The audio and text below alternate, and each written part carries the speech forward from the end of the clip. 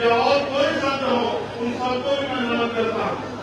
साथ साथ राष्ट्रपिता ज्योतिबा फुले, छत्रपति साहू जी महाराज, डॉक्टर बाबा साहब अम्बेडकर, टीवी पेरियार रामानायक स्वामी, पेरियार लाल यादव, बाबू जगदेव प्रसाद कुशवाहा, जननायक कपूरी ठाकुर, चौधरी चरण सिंह जी, सर छोटू राम, कोतवाल धन सिंह गुजर, महामना रामसूर वर्मा, बाबू सिंह चौरसिया, संतराम जी प्रजापति, मान्यवर दीना माना वाल्मीकि और मेरे गुरु मेरे आदर्श मान्यवर काशीराम साहब को भी नमन करता हूँ।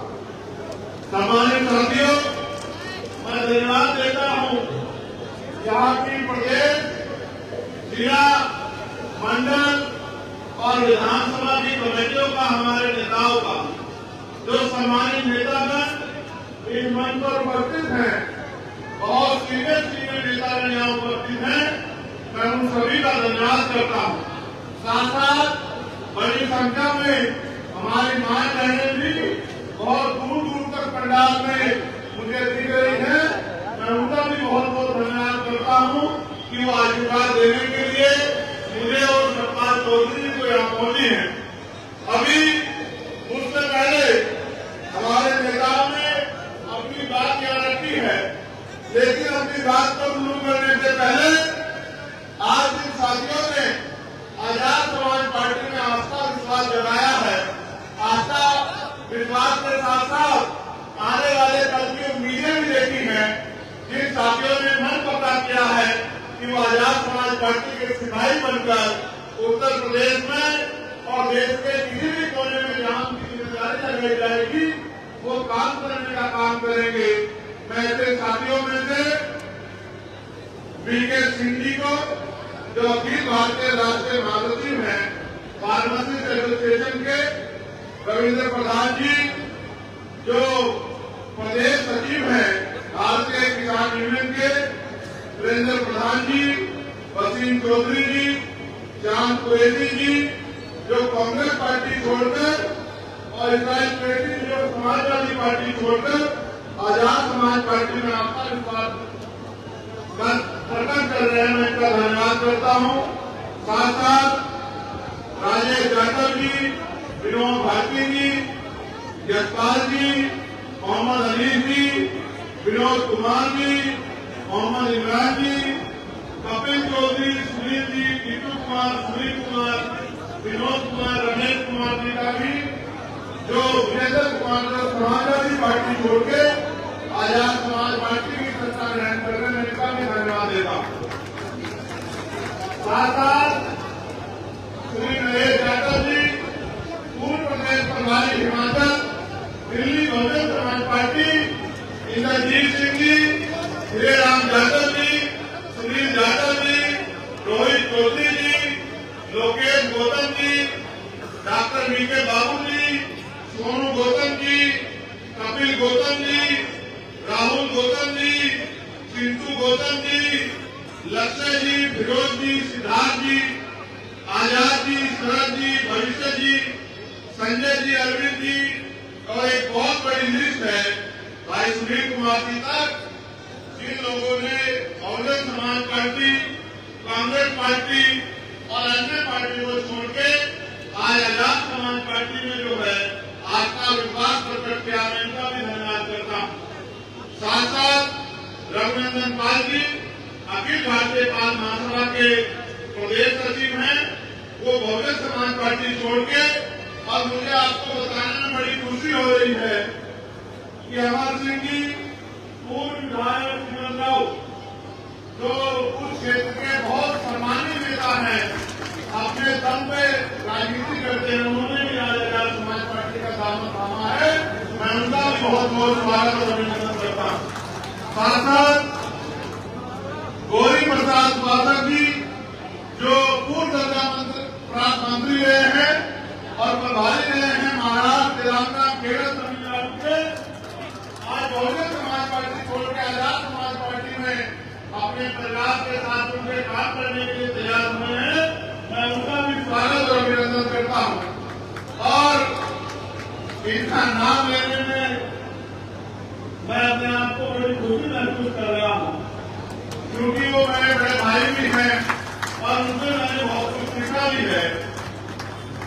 नेता मनोज तोमर जी जो पूर्व विधायक रहे हैं और कई स्टेटों में प्रभारी रहे हैं, आज पूरे अपने परिवार में फिर से जो है इस कारवा को आगे बढ़ाने के लिए इस जिम्मेदारी को संभालने का काम कर रहे हैं। उनका मैं स्वागत अभिनंदन करता हूँ।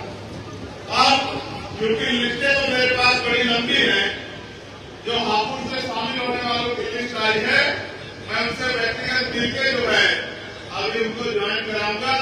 तो एक बहुत बड़ी लिस्ट है, अगर मैं उस लिस्ट को पढ़ता रहा इसमें 50 तो प्रधान है, बीडीसी है, जिला पंचायत है, तो कई घंटे चले जाएंगे। मैं ये समझता हूँ कि अब घंटे खराब करने का समय नहीं रहा। आप एक मिनट सेकंड को जिम्मेदारी से उसके भरोसे उस पर काम करके और बहुजन समाज को इकट्ठा करके ताकत बनाने का समय आ गया है। अब बातों में समय खराब नहीं करना है, अब हमें किसी के भरोसे नहीं करना है, अब हमें अपनी लड़ाई स्वयं लड़नी है। इसलिए हम एक मिनट को बचाने का काम करेंगे। सम्मानित राष्ट्रीय कोर कमेटी के बहुत सारे मेंबर यहाँ मौजूद है, चौधरी निजाम साहब, अमित रसाना जी, कपिल आजाद जी, ताली चौधरी जी, हमारे जिला से मनोज जी, संजीव कुमार जी, अमर सिंह यादव जी, नरेश यादव जी, जोली यादव जी, और एक बहुत बड़ी लिस्ट का मैं इनका दिल से धन्यवाद करता हूँ जिन्होंने ये आंदोलन को आगे बढ़ाने में राहुल और तमाम लोगों ने मेहनत की। अब हम काम की बात करते हैं। करनी चाहिए काम की बात बताओ, करनी चाहिए। तो गाजियाबाद के मेरे साथियों सुनो, ये गाजियाबाद हमारी राजधानी है। ये गाजियाबाद मेरा दूसरा घर है। मैंने बहुत कठिनाइयों का समय यहाँ गुजारा है। यहाँ के बहुत सारे सीनियर लोग जानते हैं कि जब पूरे उत्तर प्रदेश की पुलिस मेरे पीछे पड़ी थी तो ये गाजियाबाद के लोगों ने मेरा हाथ पकड़ के मुझे चलने की ताकत दी थी। गाजियाबाद को ऐसी बहुत सी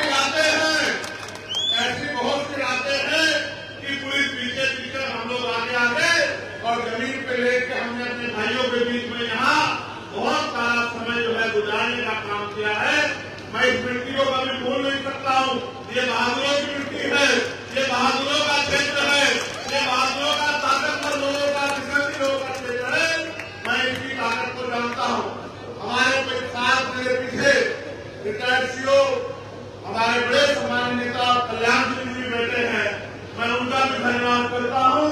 उन्होंने भी बहुत और उनके साथियों ने भी बड़ी मदद की है समय पे।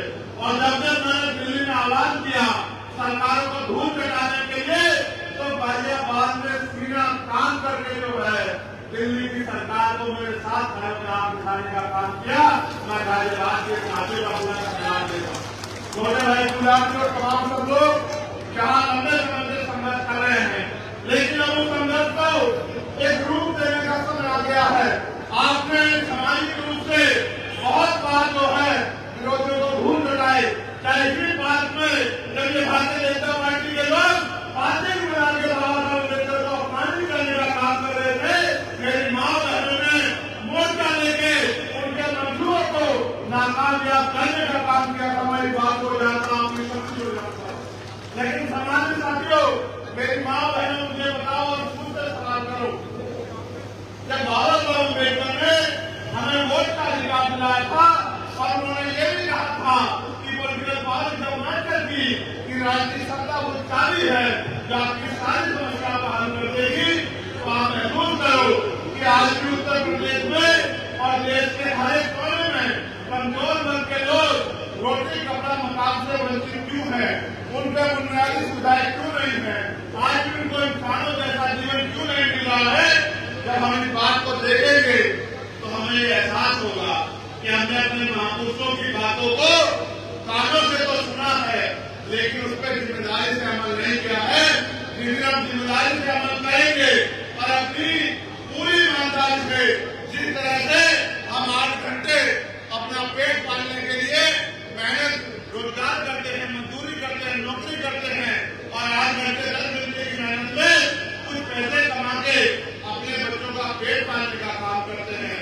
अगर 2 घंटे भी हम लोग मिशन का काम करें, अपनी पार्टी का काम करें और बहुजन समाज में भाईचारा पैदा करने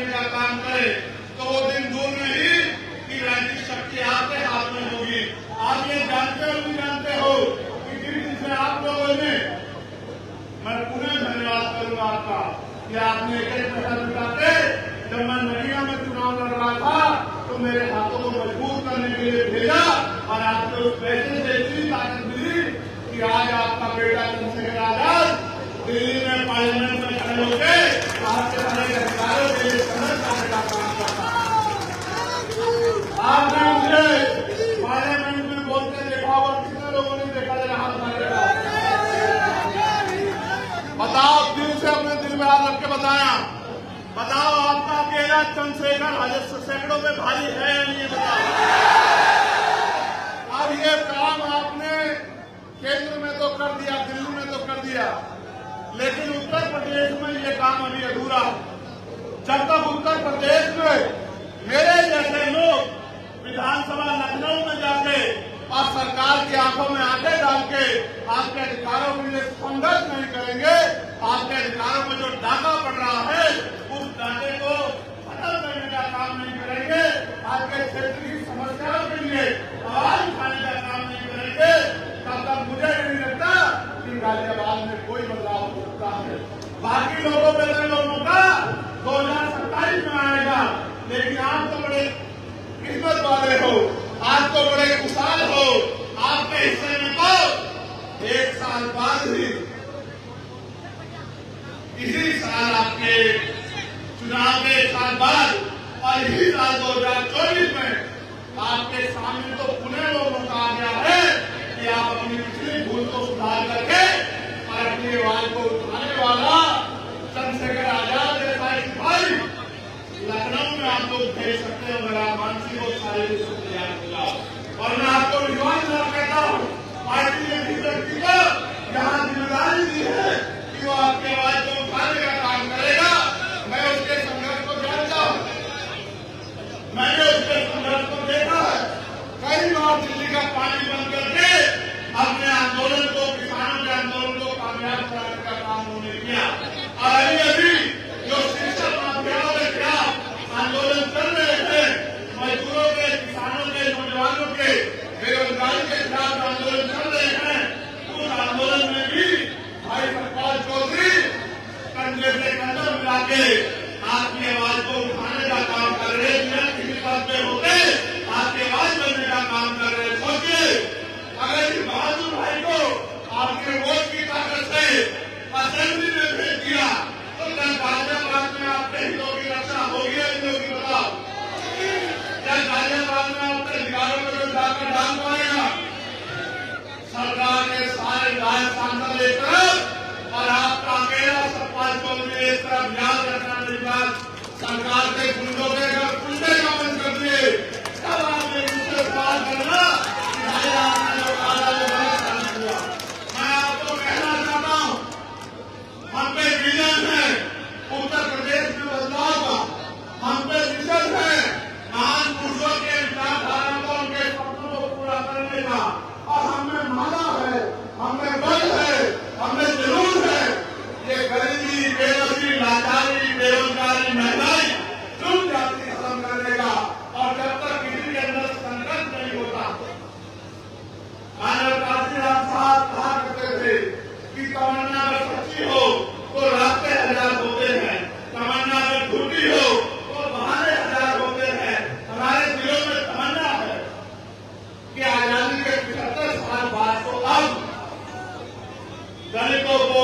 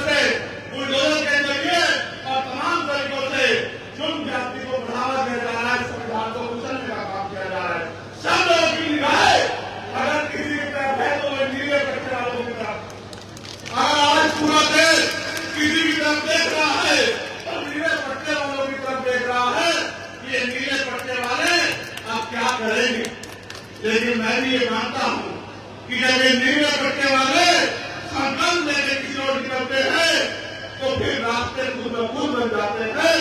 कहते हैं ना कि संघर्षों के साल में खरगोश जवानी पड़ती है और इतिहास में डूब जाता है जिसोर जवानी चलती है। और जवानी किसकी तरफ है ये बताना मुझे नहीं पड़े। जवानी चाहे वो गाजियाबाद की हो या जवानी चाहे सिद्धार्थ नगर नेपाल बॉर्डर की हो या जवानी दिल्ली में बैठे नौजवानों की हो, जवानी आज क्रांति का रास्ता अपना चुकी है। और जब तक वो सत्ता में बैठे लोगों का घमंड नहीं तोड़ेगी, सत्ता में बैठे लोगों का अहंकार नहीं तोड़ेगी, और जब तक वो इस भारत को संविधान के जरिए चलने वाला भारत सम्राट अशोक के सपनों का भारत नहीं बना देगी, तब तक वो रुकने वाले नहीं है। ये गांधी है और ये समय के साथ चलती है। जब आंधी चलती है तो छोटी मोटी चीजें उसका मुकाबला नहीं कर पाती है। आप याद रखो इस बात को, आपने समय समय पे देश के संविधान की रक्षा की है, गरीबों को मिलने वाले आरक्षण की रक्षा की है, समय समय पे देश के लोकतंत्र की रक्षा की है। लेकिन सबकी रक्षा करने वाले मेरे बहुजन समाज के लोगों अब अपनी रक्षा के बारे में सोचो। ये सही है कि बाबा साहब अम्बेडकर ने कहा था कि हम प्रथम मंत्र भारतीय हैं, लेकिन भारतीय होने का गौरव तो हमारे दिल में है और हमें इस बात का गर्व भी है। लेकिन जब तक भारत में गरीबों, किसानों, मजदूरों, नौजवानों, महिलाओं को सम्मान का जीवन नहीं मिलेगा, तब तक फिर भारत के गौरव के साथ बातों बातों में नारे लगाते खड़े रहना कोई अच्छी बात नहीं है। ये आपके हाथ में है कि आपका भविष्य कैसा होगा, ये आपके हाथ में है कि आपको रोजगार मिलेगा नहीं मिलेगा, ये आपके हाथ में है कि बहन बेटों पर होने वाला जुल्म बंद होगा नहीं होगा, ये आपके हाथ में। मेरी बहन यहाँ खड़ी है, मैंने उनको संघर्ष करते देखा। मैं उनको याद दिलाना चाहता हूँ कि जब वो लोग संघर्ष कर रहे थे, उनकी टीम रात भर जाके गरीबों के बच्चों के लिए स्कूलों में कम फीस में व्यवस्था हो जाए इसके लिए संघर्ष कर रहे थे। तो मैं दिल्ली में खड़े होकर उनकी मांग को मजबूत कर रहा था कि भाई ये समझो कि शिक्षा हथियार है, कि हथियार को अगर आपने बाजारीकरण कर दिया, बाजारीकरण करा दिया, तो गरीब का बच्चा अच्छी शिक्षा प्राप्त नहीं कर पाएगा। और जब गरीब का बच्चा अच्छी शिक्षा प्राप्त नहीं कर पाएगा तो 200-400 रुपए की मजदूरी करके या 5-7-8 हजार रुपए की नौकरी करके वो अपने घरों के हालात नहीं बदल सकता है। वो अपने टूटे हुए घर को भाई को चलने की ये नहीं सकता है। वो कभी अपनी मां को हवाई जहाज पर सफर नहीं करा सकता है, वो कभी अपनी बहन को एसी वाली ट्रेन में नहीं हो सकता है। प्रधानमंत्री को दिल्ली में बैठ के नारे देते हैं कि चप्पल वाला हवाई जहाज का सफर करेगा। मैं आपको सच बताता हूँ कि चप्पल वाले को 2 टाइम अच्छी रोटी भी मिल जाए सम्मान की, ये भी अब उत्तर प्रदेश में और देश में मुश्किल हो चुका है। इसके बारे में मांग करेगी। ये अगर बदलाव चाहते हो तो फिर करो कि राष्ट्रपति हो, प्रधानमंत्री हो, विधायक हो, मंत्री हो, मुख्यमंत्री हो, राज्यपाल हो या कोई भी ऐसा व्यक्ति जिसको सरकारी सुरक्षा मिली है, सुरक्षा मिली है, सुविधा मिली है या उसको आर्थिक मदद होती है, चाहे वो क्लास 1 का अधिकारी हो या क्लास 4 का अधिकारी हो, चाहे वो डीएम एसएसपी हो या एसडीएम एडीएम हो या दरोगा सीओ हो या कोई और अधिकारी हो, सबके बच्चों को सरकारी स्कूल में पढ़ाने की इजाजत देनी चाहिए और कानून बना देना चाहिए कि सरकारी अधिकारी कर्मचारी नेताओं के बच्चे सरकारी स्कूल में पढ़ेंगे। आप देखो, महसूस करके अपने दिल पे हाथ रख के महसूस करो। एक भी क्लास में मुख्यमंत्री का बेटा बैठा होगा, उसकी बराबर वाली टेबल पे मजदूर का बेटा बैठा होगा, उसके बराबर वाली टेबल पे एसडीएम का बेटा बैठा होगा, उसके बराबर वाली टेबल पे कुर्सी पे डीएम का बेटा बैठा होगा, उसके बराबर वाली कुर्सी पे एसएसपी का बेटा बैठा होगा और उसके बराबर वाली कुर्सी पे टीचर नागर भाई मेरे जैसे किसान का बेटा बैठा होगा, मजदूर का बेटा बैठा होगा। तो अगर वो हमारी परवाह नहीं करेंगे तो अपने बच्चों की परवाह तो करेंगे। ये जो बड़े बड़े प्राइवेट सेक्टर के स्कूल बनाने खड़े कर दिए, गरीब लोग इसके सामने तो गुजर सकते हैं। खुद को और अपने बच्चों को स्कूलों में अंदर नहीं पहुंचा सकते, उनकी क्लास तक अपने बच्चों को नहीं उठा सकते, जब ये इतनी बड़ी फाइल पैदा हो जाएगी तो गरीब का बच्चा कैसे जो है इन अमीरों के बड़े बड़े स्कूलों का मुकाबला करेगा। साथ साथ मैंने मांग भी की है कि जितने भी सरकारी कर्मचारी अधिकारी नेता अभिनेता है, चाहे वो राष्ट्रपति से लेके और गांव का प्रधान क्यों ना हो, उनके बच्चों का बीमार होने को उनका इलाज सरकारी अस्पताल में होना चाहिए। इसलिए हो गया भारत में आपके बात को याद रखना, उस दिन सरकारी अस्पतालों में डॉक्टर भी मिलेगा, सारे टेस्ट भी बने होंगे, बढ़िया से बढ़िया दवाइयां भी वहां मिलेंगी और साफ सफाई भी ऐसी अच्छी होगी कि आपको सरकारी हॉस्पिटल और 5 स्टार होटल में फर्क महसूस नहीं होगा। जब मंत्री जी का इलाज बड़ा होगा, मंत्री जी के बेटे का होगा, राज्यपाल के बेटे का होगा, प्रधानमंत्री जी का होगा, ये बड़े बड़े उद्योगपतियों का होगा, ये बड़े बड़े उद्योगपति नेता खुद को प्राइवेट हॉस्पिटल में जाते हैं और हमसे कहते हैं कि हमें सरकारी अस्पताल बनवा दिए। अगर इतने अच्छे बनवाए हैं तो पहले अपना इलाज कराओ, फिर गरीबों को कराओ। आपने हमारे लिए अच्छा बनाया। मैं आपको कहता हूँ, आप देश भ्रष्टाचार की भेंट कर रहा है और पूरे देश में कमजोरों, किसानों, गरीबों की निगाह आपकी तरफ। और अगर वास्तविकता में आप उससे प्यार करते हैं, वास्तविकता में आप बातें संविधान से प्यार करते हैं और वास्तविकता में आप महाराज अम्बेडकर के सपनों को पूरा करना चाहते हैं, वास्तविकता में आप अपनी वोट की ताकत बनाना चाहते हैं, फिर वो दिन दूर नहीं है। अगले 3 से 4 महीने में वो चुनाव उत्तर प्रदेश की 10 सीटों पर होंगे। टोटल सीटें 403 हैं, लेकिन चुनाव 10 सीटों पर उपचुनाव होंगे और पूरे प्रदेश की निगाह इन 10 सीटों पर होगी। जहां कुछ लोग चंद्रशेखर आजाद को हराने के लिए लड़ेंगे, वही आजाद समाज पार्टी उत्तर प्रदेश में नया विकल्प बनाने के लिए लड़ेगी चुनाव। और विकल्प भी ऐसा जो विकल्प एसी के कमरे में करके नहीं, संघों के गरीबों के बीच में खड़ा होकर उनकी लड़ाई लड़ने का काम करेगा। ऐसे नेता का निर्माण होगा जिनके लिए अपना अधिकार में होगा और समाज भी क्षेत्र प्रदेश भी कार्य होगा। जब ऐसी विचारधारा के लोग आगे बढ़ेंगे तभी प्रदेश में परिवर्तन होगा। आप मैं दिन में आदत करता हूँ, रात को 11 बजे अगर आपकी बेटी घर से निकल के बाजार की किसी दुकान पे जाओ तो क्या आपका दिल उत्तर प्रदेश में आज नफरत करता है नहीं करता बताओ? क्या आपको भय लगता नहीं लगता बताओ? तो सब कुछ होते हुए भी अगर बैठे उत्तर प्रदेश में सुरक्षित नहीं है तो मैं मुख्यमंत्री से कहना चाहता हूँ कि आपको कोई निकाल नहीं कुर्सी में बैठने का। अगर आपने जरा भी न दिखता हो तो आपको कुर्सी छोड़ देनी चाहिए, क्योंकि 7 साल के कार्यकाल के बाद भी आप उत्तर प्रदेश की बेटियों को सुरक्षा देने में,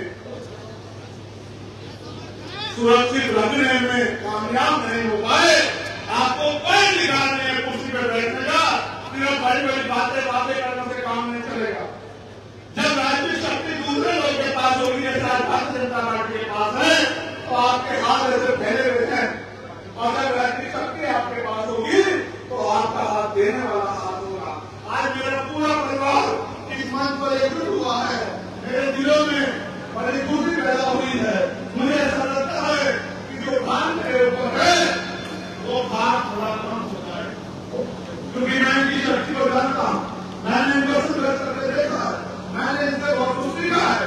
मेरा दिल ये कहता है कि आज और इसी समय से उत्तर प्रदेश में परिवर्तन का एक चक्र जो है शुरू हो चुका है। और आप देखना कि जब 10 विधानसभा उपचुनाव का रिजल्ट आएगा तो जिस तरह से आपका प्रतिनिधित्व दिल्ली में है, लखनऊ में भी आपका प्रतिनिधित्व होगा। आपकी बात को कहने वाला और ये फैसला करेंगे आधुनिक योजना की प्रेसिडेंट की तरह आने वाला आपका सफाई विधानसभा में होगा, ऐसा मेरा विश्वास है। मगर ये तभी संभव हो सकता है जब कार्यकाल के लोग मन बना लें और कार्यकाल के लोग अपनी जिम्मेदारी को उठा लें।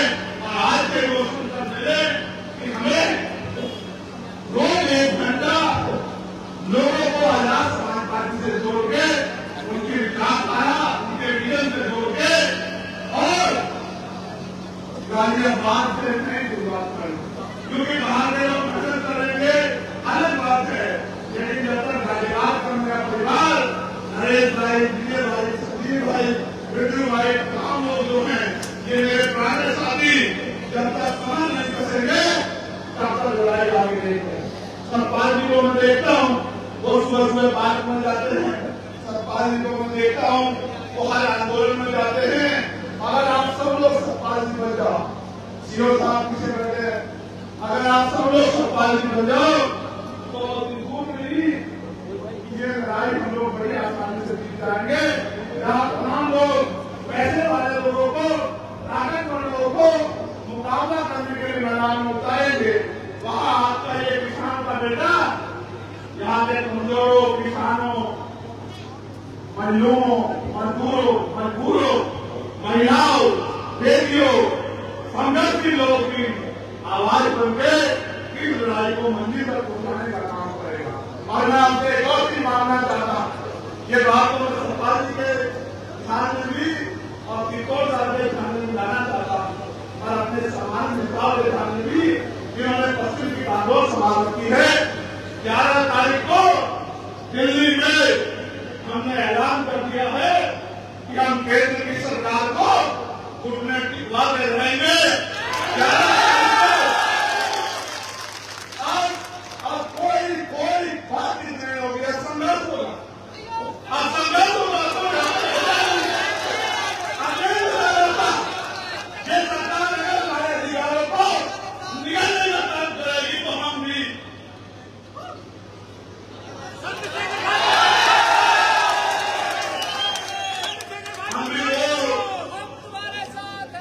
भी वो कौन है जिन्होंने 2018 में 13 लोगों ने कुर्बानी देकर अपने खून से अपने अधिकारों को सीखने का काम कराया। मेरी बात को आप याद रखें। सरकार किसी भी कीमत पर अपने आप को संविधान से बड़ा ना समझे और किसी ने दरवाजे से ये जो अपने अधिकारों को निष्ठा नाबूद करने की जो तैयारी सरकार ने की है, वो हमें दूध पीते बच्चे ना समझे। मैंने एक दिन पहले भी कहा था, आज भी कह रहा हूं, सड़कें जाम हो जाए, देश डूब जाए, सरकारें त्राई मांगेगी, सरकारें ना कर देगी अगर हमने सड़कों पर उतरने का फैसला कर लिया। मेरी बात को सरकार याद करो।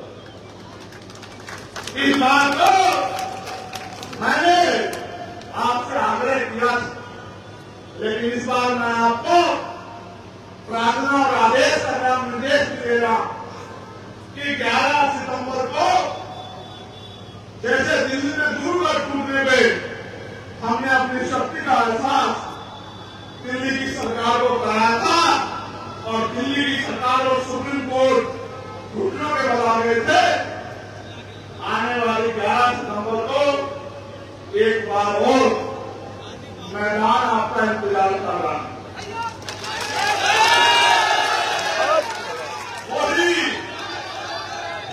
वही रामलीला मैदान होगा और उसी रामलीला मैदान में इस बार सरकार लीला होगी। मेरी बात को आप याद रखना। इसलिए मैं आपसे 2 प्रार्थनाएं कर रहा हूं कि आज से आप सरपाल जी का इंतजार मत करो कि सरपाल जी आपकी बस्ती बनाएंगे, सरपाल जी आपको घर में आज से आप लोग सब लोग खुद को सरपाल जी मान के